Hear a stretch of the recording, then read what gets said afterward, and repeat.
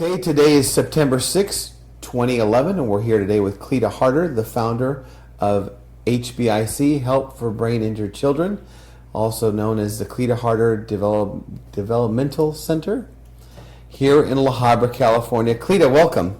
Thank you, Jim. Good to be Cleta, here. when were you born? I was born in March 18th, 1936. Okay, Along where at? Terre Haute, Indiana. Indiana, huh?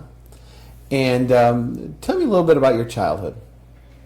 Well, I had a very uneventful childhood, very good. My parents divorced early on, but I had a good relationship both with my mother and my father. I have half-sisters and half-brothers that we've been very, very close all these years. I went to public schools and through high school. High school was at a small, what you call a country school, I guess, and we rode a school bus to school and had a volunteer fire department in the area, just like La Habra Heights and probably La Habra about the time we moved here. So, growing up as a child, what town were you primarily raised in? Terre Haute. Uh-huh. What's your fondest memory as a child, Cleta? Probably the very fondest was my 9th birthday, which I had not seen my father for 36 months. He was in World War II, and he pulled up in front, and there was my father for my birthday present. And that has to be my fondest. And tell me a little bit about all your siblings. Who do you have? How many brothers? How many sisters? I have 2 half-brothers, 2 half-sisters. Mm-hmm. My oldest brother, the one they're 10, 11, 12, and 14 years younger than I. My oldest brother retires from the state of Illinois this year. He's a very athletic person, and he's probably the one that will live to be 95, like his mother, who's been my dearest friend and stepmother for 71 years. Wow. And the next boy sits with her. He worked with the Pfizer pharmaceutical company until he retired. And then my sister takes care of her 2 grandchildren. They live on a farm. Her husband's retired from the state highway department, and he's a farmer, which he loves to do now. Cleta, what schools did you go to back then? Tell me about the elementary school and then the high school you went to. Well, unfortunately, the elementary school aren't even in existence today. Uh-huh. They're vacant lots. One was called Crufts Elementary. It was in south part of Terre Haute. The other was McLean in the north part of Terre Haute, and then we moved out to the suburbs, and that was where I started at 5th grade at what was called Otter Creek, Mm-hmm. and went there through high school. That's where I met my husband. He was 1 year ahead of me in school, and we finished. He didn't finish high school there. He finished at the Bob Jones University Academy in Greenville, South Carolina. But that's where I finished and went. Well, let's talk a little bit about that. So where did you first set eyes on Paul, or where did you first meet there in high school? How did that come about? I first set eyes on him when someone pointed him out to me on the playground. Uh-huh. I think you might have to edit what I'm going to say. That's fine. Go ahead. Because he was pointed out to me as the boy with the nastiest mouth in the school. Oh, really? And I was kind of a Miss Priss. Uh-huh. So when he came back from private high school, he looked a whole lot different than he had when we were going to school together. And we started dating. It was my senior year and his freshman year in engineering school. Well, tell me about that. Where did you and Paul go on your first date? You know, I'm not sure I can specifically remember. I'll bet he can. But I'm sure we went to a Sunday night church service, and then we always went out to eat afterwards and went to the local airport, which there were very few planes went in and out. It's not a large airport today even. So when did you and Paul finally decide to get married? It wasn't very long after that, actually. We were married in September of 1955, I guess. I have to figure out 66 years. And he was between his sophomore and junior year in engineering school, and I had stopped school at Indiana State Teachers College, which is now university. And he finished engineering school, and he came back after his first interview in the middle of his senior year and said, "What would you say if we went to Washington, D.C. and I went to law school?" So we picked everything we owned up in the car, and a good friend of ours that went to law school also drove to Washington, D.C., found an apartment, and he started law school. So, and during that time, he also spent 6 months at Fort Belvoir, Virginia, in the Army. He had gone through ROTC, had 6 months active duty, and then 7.5 years of active reserves in the military. Growing up, Cleta, who would you say had the biggest influence in your life? My stepmother. In what way? She was just always there. She's very kind. She treated me in many ways probably better than her own children. Not that, she's just wonderful to everyone. She's always been there for me when I've ever had a problem or anything. Even today, I call her just to talk to her. It makes me feel better, even if we don't talk about the problem. She's a wonderful, kind, caring, a very simple person. She likes to live simply. She was raised on a farm by German immigrants, one of a family of 10, and she still, even though my dad lived a little differently, and she did during the years he was alive. He died when he was 61, and she has lived out in the country, like not on a farm, but she has, I think, 17 acres, and 14 of them are underwater. Everybody has a pond, fishing pond back there.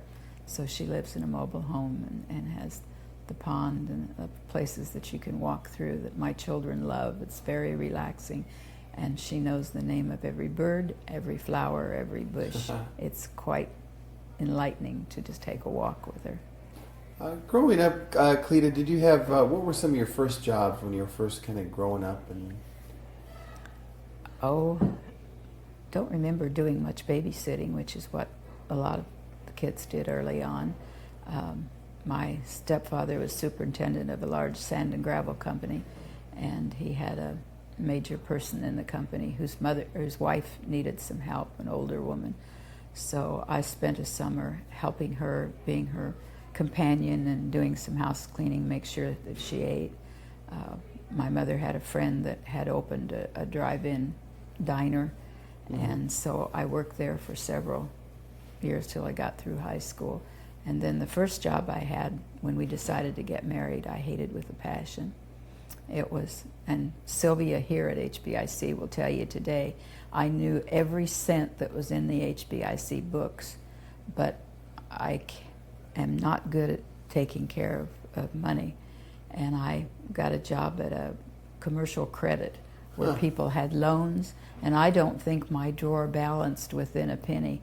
One night in the whole 6 months or whatever it was I worked there, and so then I had an opportunity to work in the office of Alice Chalmers Manufacturing Company doing general office work, and I did that until then. I worked for the telephone company in Washington, D.C., which was a very, very interesting job because you didn't know when you picked up the phone if you were going to be talking to a senator, ambassador, or someone's colored, black, a person of color. I don't know what we want to say today, but maid, and it was so interesting, and it was just a wonderful way to talk to a lot of different people.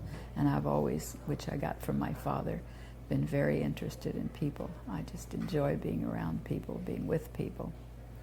When did you and Paul have your first child? We'd been married 4 years, 1959, I guess. And who's that? That's Raymond. Raymond? Raymond. Okay. And who are your other children? David and Joanna. So you have a total of 3 children? 3 children. 3 children. Grandchildren, and now we're working on our 5th great-grandchild. Oh my goodness. Now, when did you and Paul finally decide to come out to California? How did that come about? When he finished law school and we started thinking about jobs, he had an interview out here, and I think it was with one of the aircraft companies. I'm not sure because because of his engineering background, he was going into patents initially. And some friends of ours lived in Brea, had just gotten out of law school the year before, and they were better than the Chamber of Commerce at getting us to move to Brea and for him to take. He came out here, they got an interview with Beckman Instruments. He went to Beckman Instruments and stayed there for 36 years. What did he do with Beckman? He started in patents, and but by the time he finished, he was in general corporate work.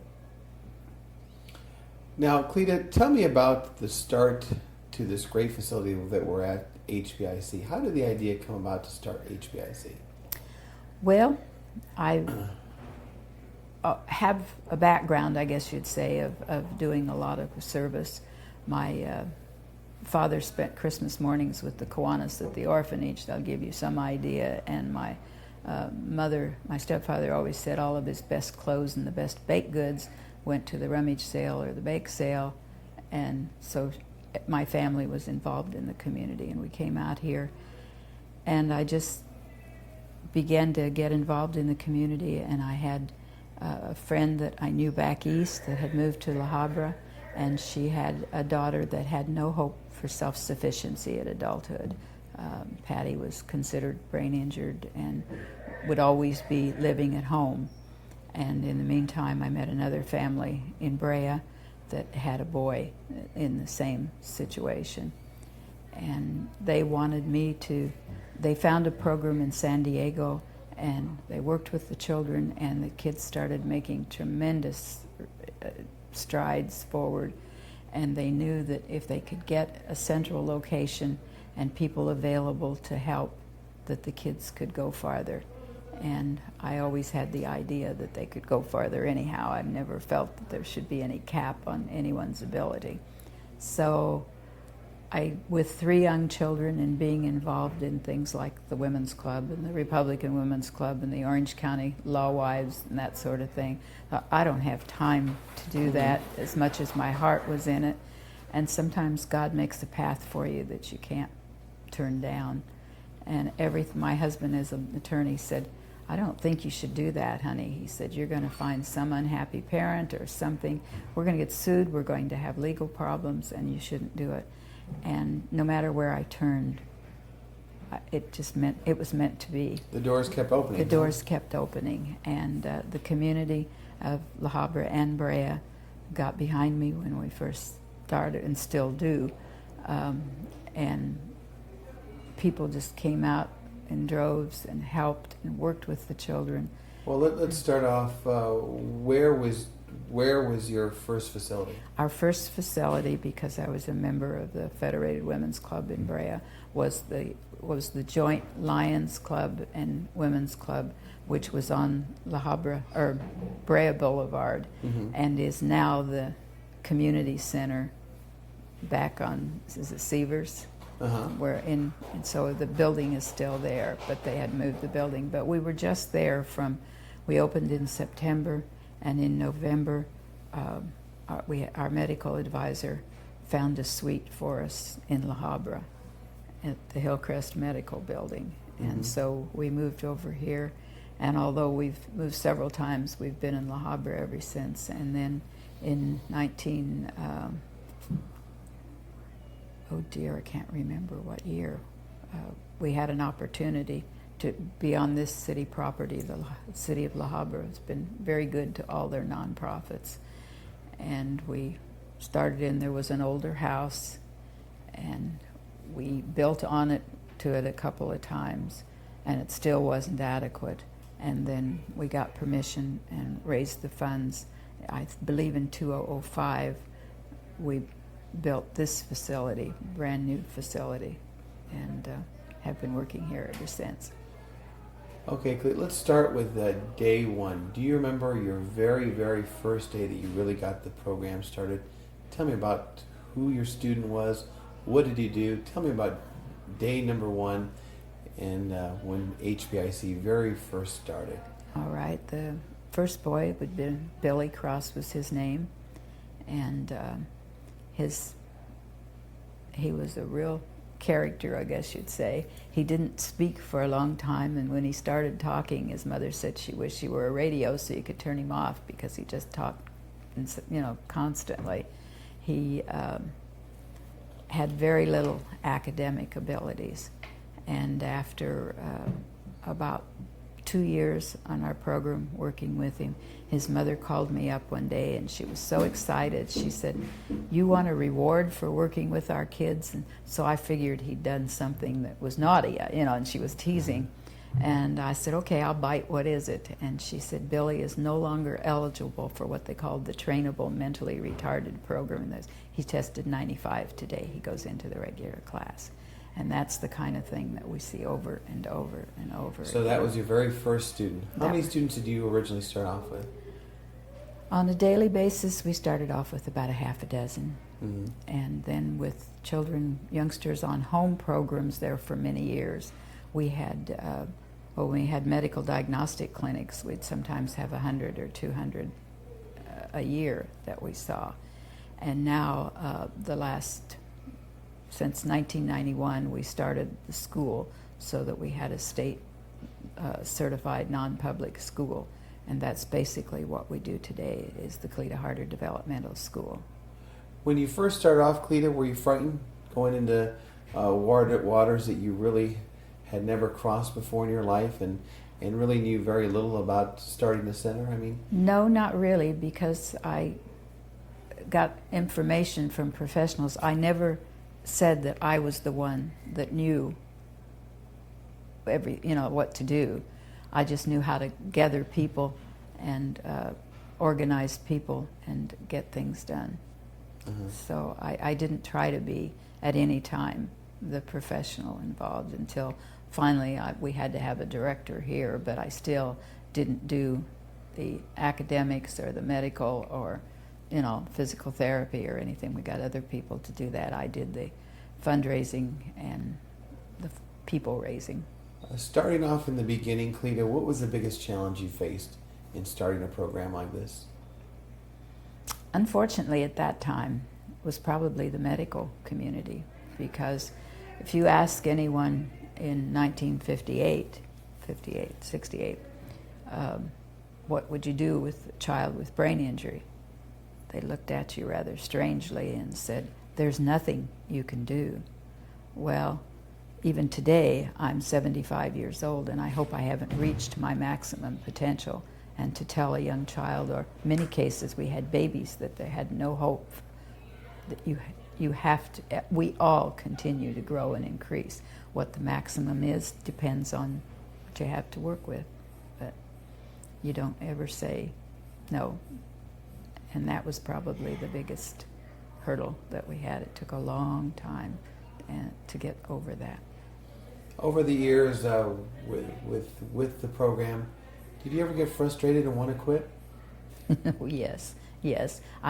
My husband is the type that would have liked for his wife to sit home every day and lounge beside the pool and not do anything. And I spent a great deal of his money as well as his time all these years.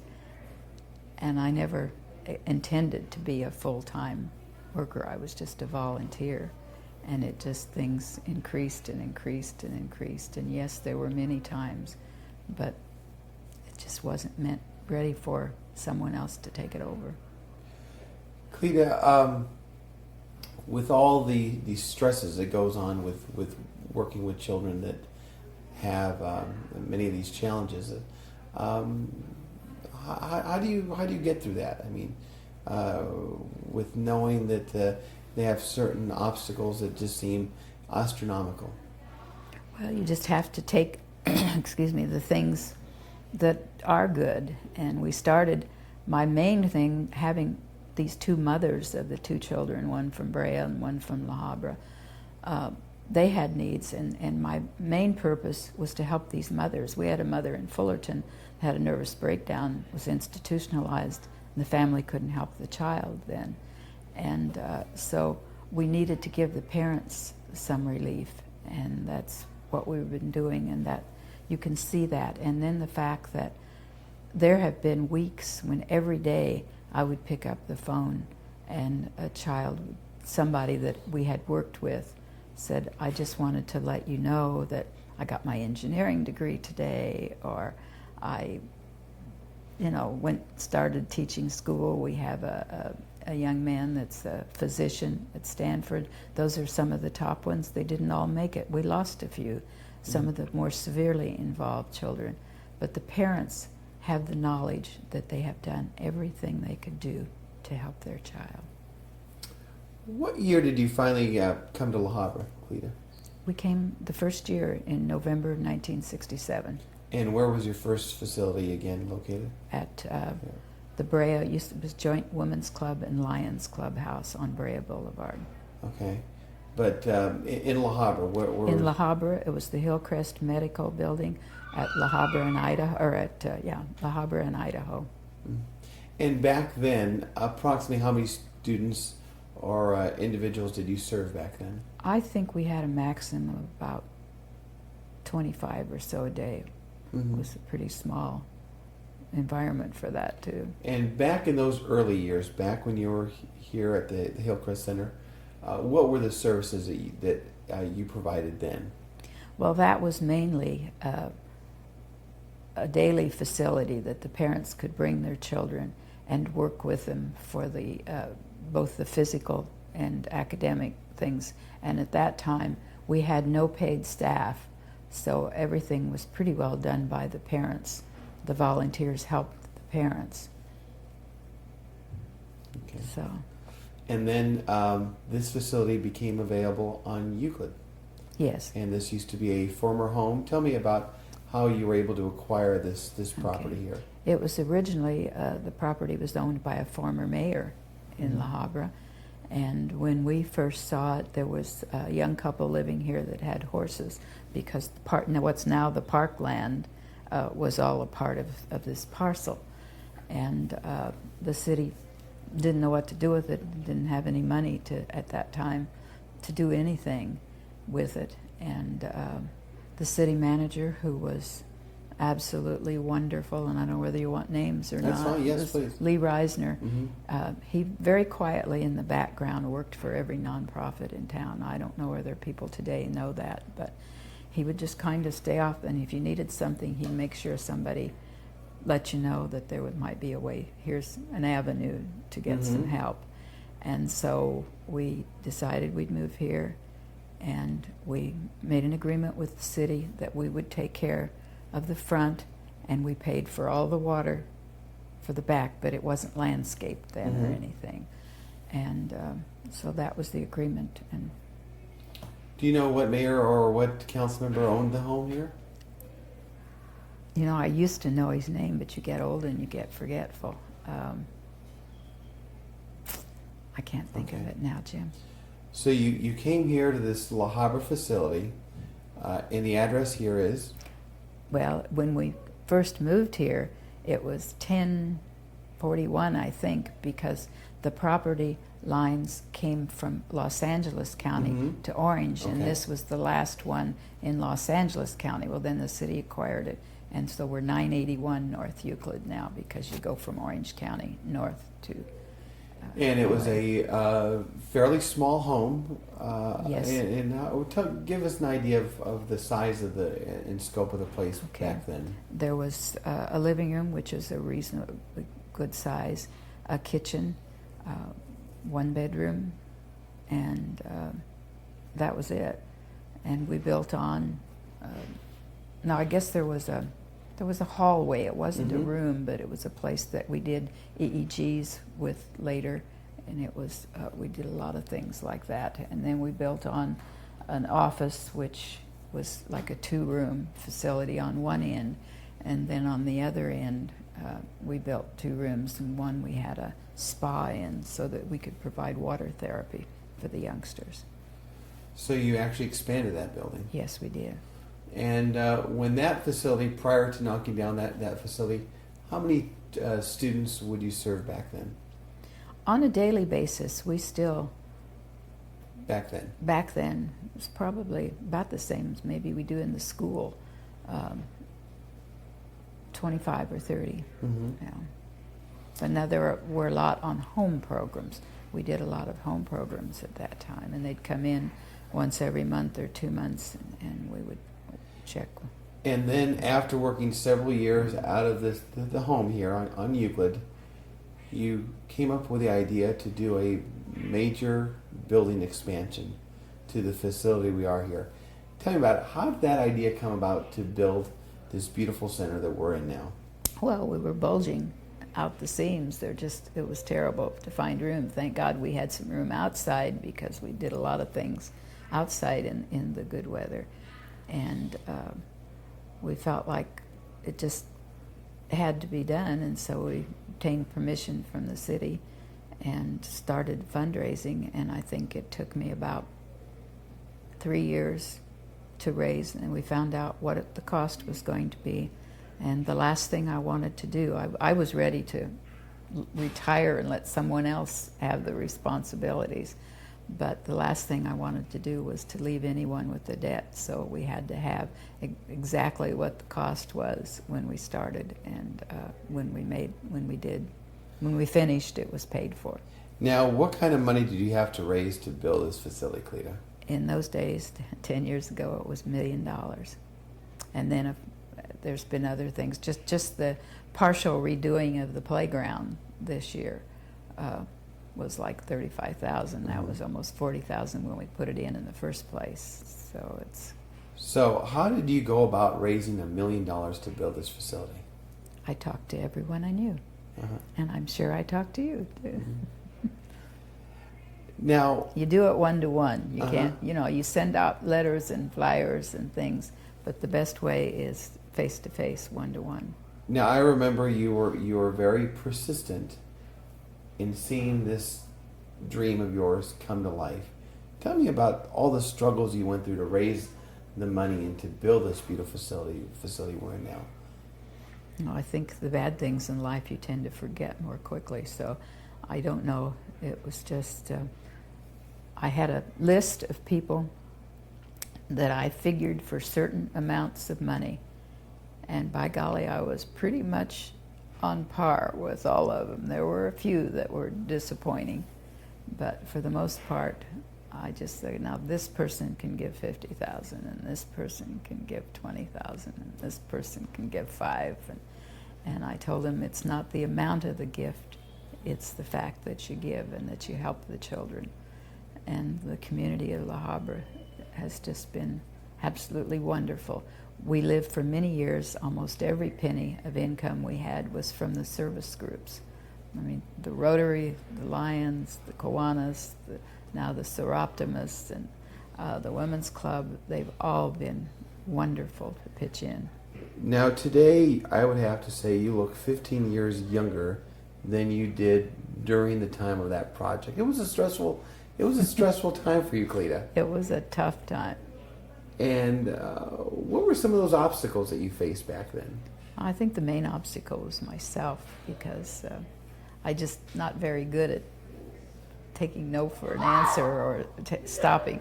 I was always taught that when you start something, you finished it. I mean, if you ask me to go somewhere, unless the ceiling fell in on me, I will be there because I told you I would. And I made a commitment to do this, and it was very stressful, but you just do it. Now you're in your 70s today. Most people, when they reach their 70s, start talking about retirement and slowing down a lot and traveling a lot more. But you're still just as active here as you were in the past, raising money and being active and making this place a successful place. Do you ever think about slowing down, Cleta? Well, I've been slowing down for the last several years. There are people. Jason does the fundraising. Aaron is the executive director. I help with some of the things when they have certain events, but I'm not here every day. I sometimes don't come in for weeks, and if we want to take a trip, we go, because I have no real financial ties to it or anything. I never received a salary until maybe the last 2 years did I receive. I was compensated for a while because of expenses and things like that, but the last 2 years was the only time I really received a quote salary. And so I did that in part because I had to make sure that the budget could afford someone to take my place. What are you most proud of in life, Cleta? Well, other than my family, my extended family, all the kids that are here, they're just wonderful. And the fact that I've known and been able to participate with so many wonderful people in the community. This community is just, the Brea La Habra community is full of great people, and I think I'd have to say that La Habra tops them all. They've really been good to work with us. When people ask you, what is HBIC, what do you tell them?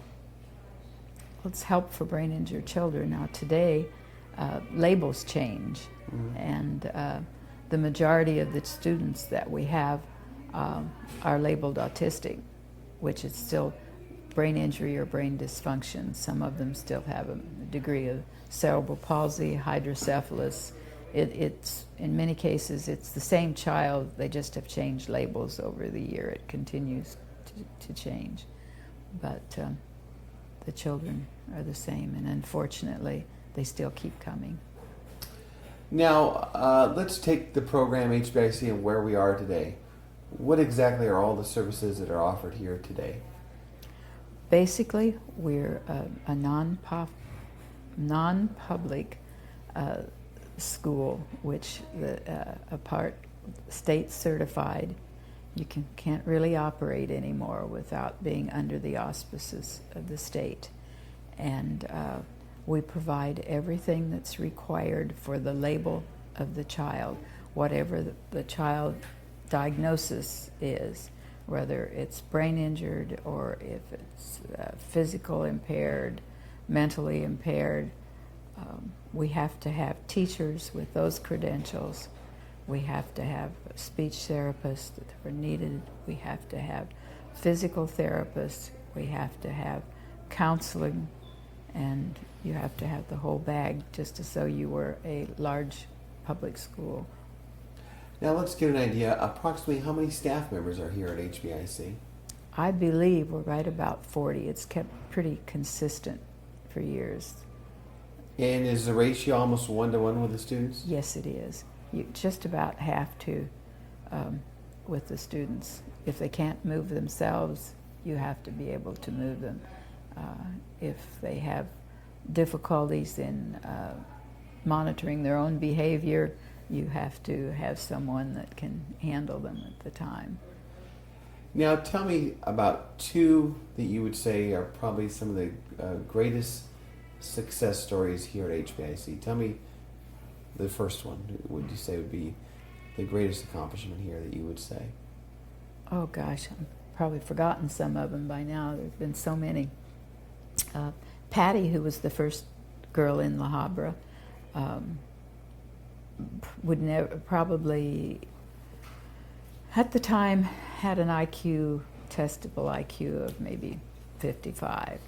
And the last time I know. Now, where would a normal IQ be? Just basically, it used to be 190 to 110. Okay. I don't know. I mean, that's okay. average. Okay.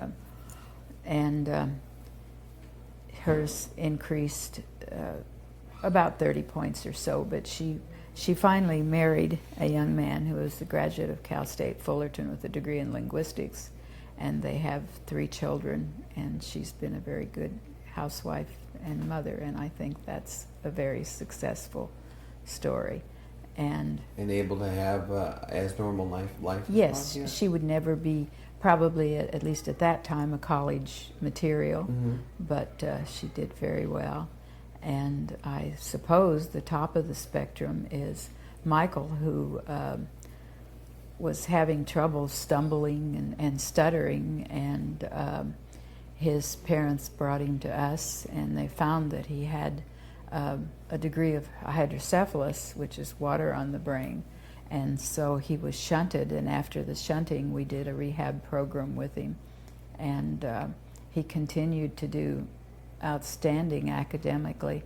He graduated from Stanford with straight A's. No, he said the first year he didn't. He made a B. Mm-hmm. But after that, he graduated from Stanford, and he graduated from medical school. And I haven't talked to him for about 4 years now, but he was doing emergency medical work at Stanford and started a program. He and his wife, who is a lawyer, started a program across the nation with universities to help people, youngsters, get experience in the medical field while they're in high school, so they could determine if they could go into that field, if they wanted to, they were capable, and how they could do it. So, Looking back, Cleta, from when you first started the program to today, did you ever imagine that the program would be where it is today? no, not in my wildest dreams. I didn't think I'd ever be a part of it. I thought I'd be able to hand it off to somebody else pretty soon, and that just didn't work. It just wasn't meant to be. And what would you say from the program standpoint would be your proudest moment of the Cleta Harder Center here?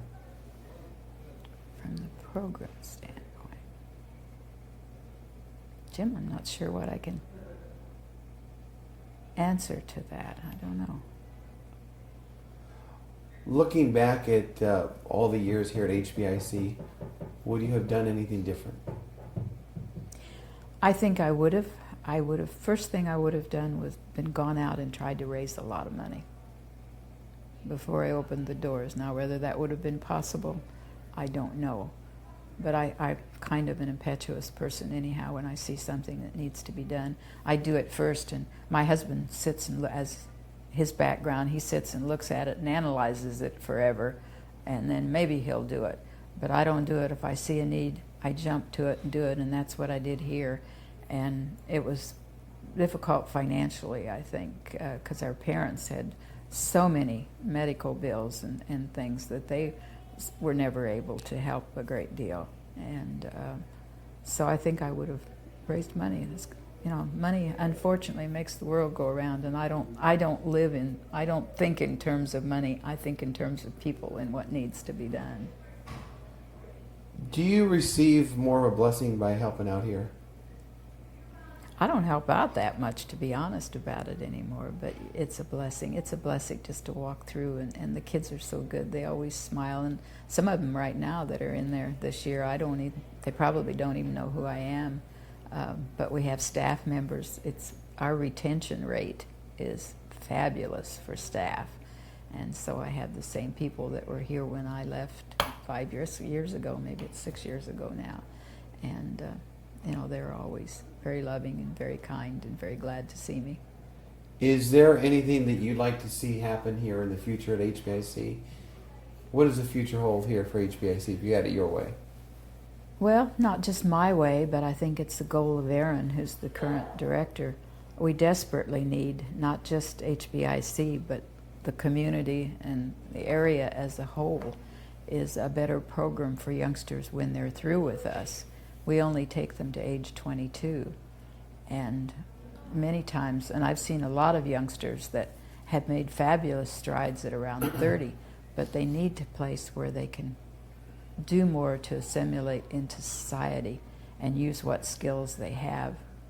Because if you stop at an early age and they don't have an opportunity for any more schooling or any more training, then you're leaving them hanging in the middle.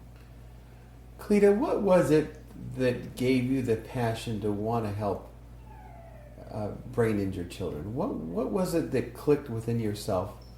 Well, I think it was probably my friend Teresa, who I knew back east and moved out a while after we did, and her child. She was a person that I knew. She's the major, in many ways, responsibility for HBIC, because no matter what happened, I knew that she was praying for me, and I always felt that.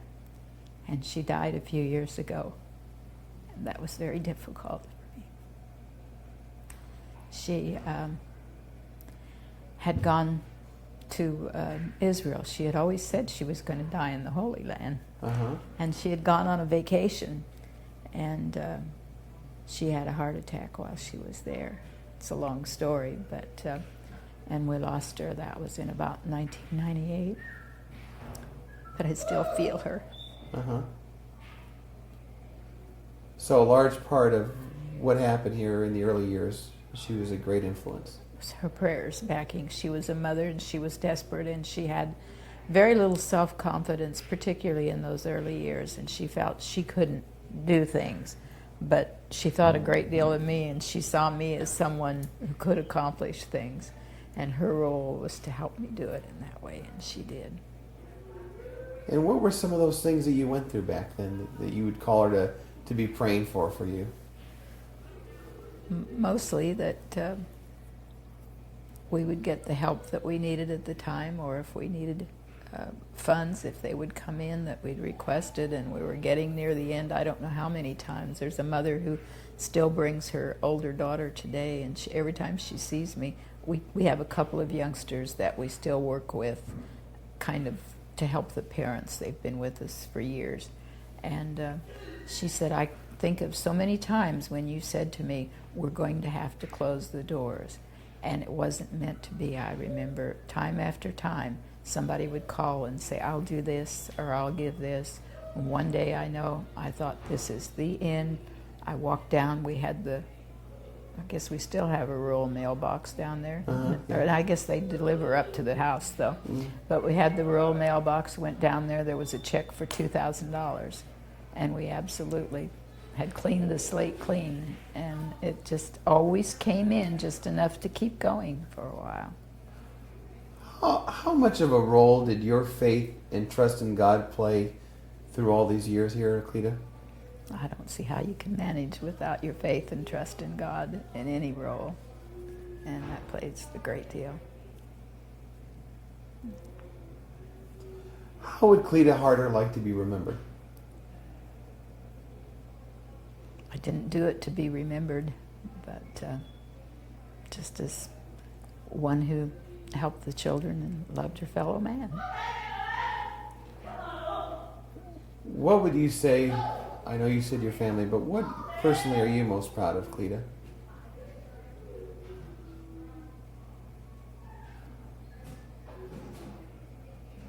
What individual? Yeah, individually that you have accomplished. What would you say you'd be most proud of? I can't think of an individual right now. Other than my father, I guess. He set such an example because of his feelings for people. There were people that he had loaned money to 2 and 3 times, I think, for the same thing. But whatever they needed, they knew they could come to him, and he didn't have anything, believe me.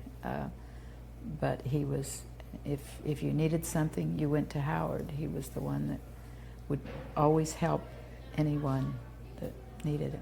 Well, let's talk a little bit about that, Cleta. What do you say to an individual that maybe has the means and is a little reluctant to get involved and make a difference? What would you tell that individual? Well, basically that you can't take it with you. But money to me is given to people to be used. You have to take care of yourself, but you have to use it. And ask me your question again. I lost it. What would you say to an individual that perhaps they have the means to make a difference or are a little reluctant to get involved in the community? What would you say to an individual like that? I'd tell them if they want any type of a good feeling about themselves, that you have to give to others. And that's the most wonderful opportunity of all, is to share. Now, let me take you back several years back again. You said that your father was a very giving, very involved in organizations, and that take me back about all the community involvement, because it sounds like that played an important role in who you are in doing what you are doing here today. What were some of the things that your father got involved in the organizations? Well, it was not only the Legion and the Kiwanis and things like that, but what he did for individual families. And there were situations like in the small town Paris, Illinois, which used to be about 10,500, and I think probably still is, when they brought in a low-class baseball team, for example. They brought in the first black man that the city had ever had. And he personally spent time with the family and had the man's son over to play with my brothers, who was approximately the same age. And he always gave of himself. He didn't have a lot of money or anything, but he was willing to give of himself, of anything that was needed. And that was one of the many things that he did. He helped in the church. He was Catholic. Helped when they had, baskets that had to go out. Helped when they had fundraisers. He always was there. And if somebody needed something, they knew that they could call him, and he would do what he could to help. Would you say he had the biggest influence in your life? Yes. Mm-hmm. He and his wife, mm-hmm. my stepmother. Your stepmom, okay. Now fill in the blank. Cleta Harder is? Just an ordinary person. I hope I'm ordinary. I don't know what else to say. Ordinary, doing extraordinary things? Maybe I sometimes tackle more than what I should in life, but I've never been, when I see something that needs to be done, I guess I've never hesitated. Have you ever gotten into a project or something that you say, what did I get myself into? No, that was HBIC. Because that was a lifetime of commitment, and I didn't plan on it being that way. But it's been so rewarding. I've been so blessed to be a part of it and to be a part of the lives of so many people. Okay, let's stop for a second, and now, okay.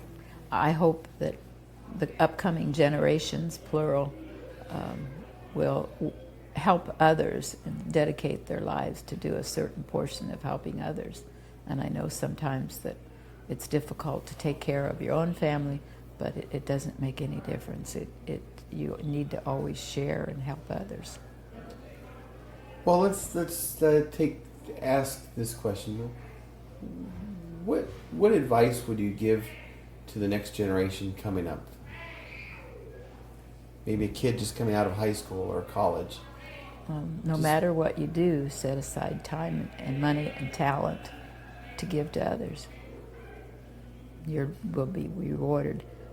We have one of your other people, Tilly, can tell you how many times they've given to something and maybe the next day they've been repaid for it. And it does. God makes sure if you do good, you get good.